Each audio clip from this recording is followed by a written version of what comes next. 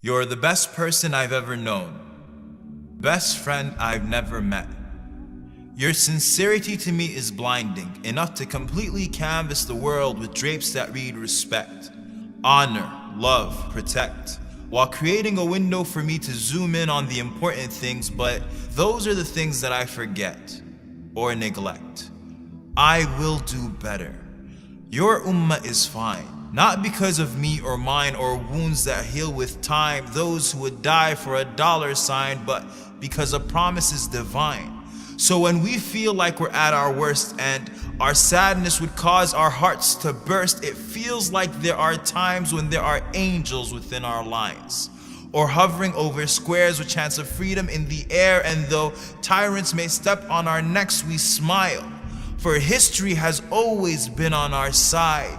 Yours is an ummah that simply does not die. I am sorry for my weakness, for every time I've been ashamed of your name and asked someone to call me Mo, for not knowing enough about you to defend you when they drew cartoons or accused you with the most heinous of accusations, for not getting over my distaste of reading and waiting for Hollywood to put you on the big screen so I could know something about you.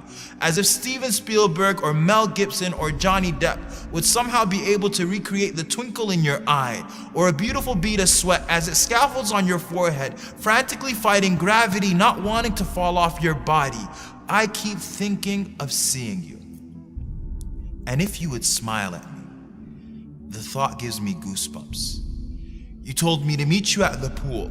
So on that day, I hope and pray that I will see you through the crowd, that no angels barricade me as I sprint at breakneck speed. I hope you recognize it's me. I will crowd the companions to get access to your vision. I will obey my thirst by quenching it from your hand. So until that day, I will pray.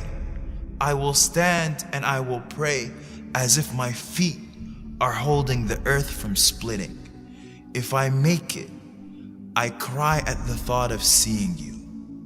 For I know the words that I used to read from books with all too thin pages will do no justice to your voice, your scent, your touch, your face.